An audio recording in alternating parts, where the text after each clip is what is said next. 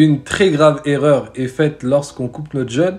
Et j'ai fait une vidéo, certaines personnes, une minorité n'a pas trop compris. Du coup, je vais vous la faire ici de manière détaillée pour que j'espère que ce soit le plus facilement compréhensible. Revenons à la base. On est tous d'accord que durant la nuit, pendant un jeûne, on a le droit de manger et boire. Qui a fixé la limite? C'est Allah subhanahu wa ta'ala. Il nous dit وَكُلُوا وَاشْرَبُوا حَتَّى يَتَبَيَّنَ لَكُمُ الْخَيْطُ الْأَبْيَضِ مِنَ الْخَيْطِ الْأَسْوَدِ مِنَ الْفَجْرِ.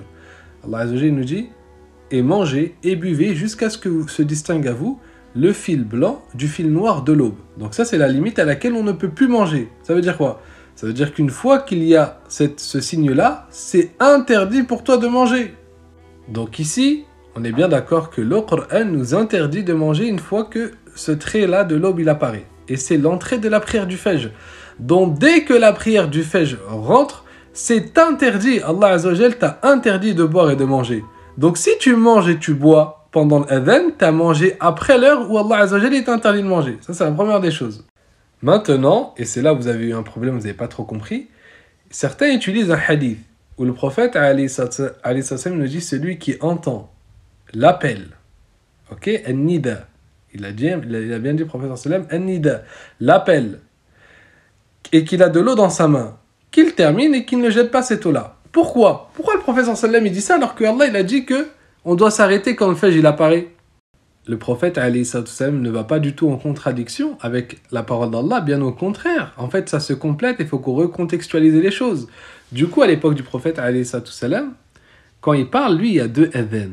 Il y a un adhan qui se fait la nuit, du coup, c'est pas la prière, c'est le premier adhan, et comprenez bien, je répète, il y a un adhan qui se fait la nuit, et il y a un adhan qui se fait pour la prière. Et même si vous allez dans vos pays, vous allez l'entendre, vous allez entendre ces deux adhan. Pareil, il y aura toujours un, comme si c'était pour vous réveiller, et un deuxième qui marque l'entrée de la prière.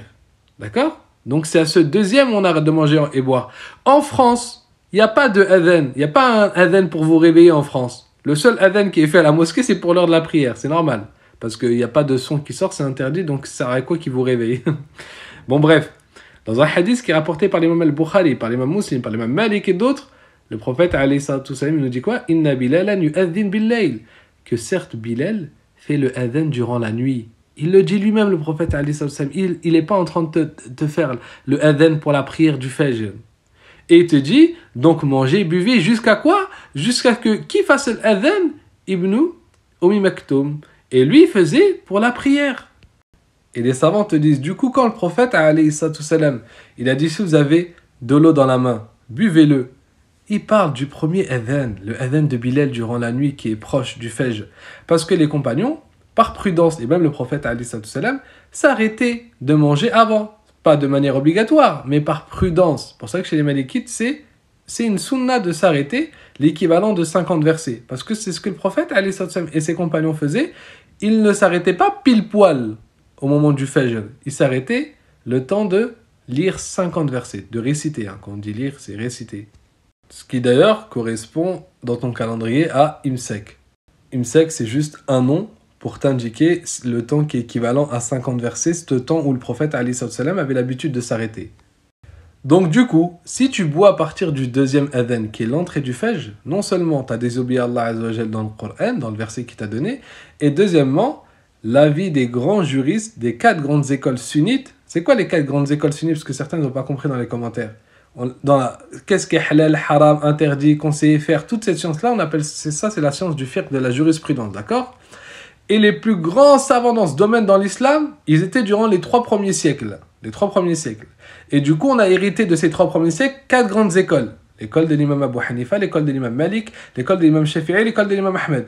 Ils suivent tous le Coran et la Sunna. Tous. Qu'est-ce qui les différencie? C'est les outils avec lesquels ils vont extraire les jugements des textes. Pour ces 4 écoles, à l'unanimité, celui qui boit alors que le adhan, il a retenti, le adhan de la prière, son jeûne est caduc, à l'unanimité des écoles juridiques. Donc pour résumer, dans les pays arabes, à l'époque, il y avait 2 adhan, un adhan durant la nuit et un adhan pour la prière. Le prophète alayhi salam, lorsqu'il disait que tu pouvais boire si tu l'avais dans la main, c'était durant le premier adhan, le adhan de la nuit, tout simplement parce que les compagnons et le prophète alayhi salam s'arrêtaient un peu avant la prière, ils ne s'arrêtaient pas directement. Et tu as droit quand même de boire après, C'est juste, c'est préférable. Chez les Malikites, on te dit que c'est préférable de t'arrêter l'équivalent de 50 versets, de lire 50 versets. Maintenant, si toi, en France, à l'adhan de la prière du matin, je répète, le adhan de la prière du matin, si tu bois après que ce adhan il a eu lieu, même si le verre il est dans ta main, ton jeûne est caduc selon l'unanimité des écoles de Ahlus Sunnah dans la jurisprudence parmi les salaf salih qu'on a hérité.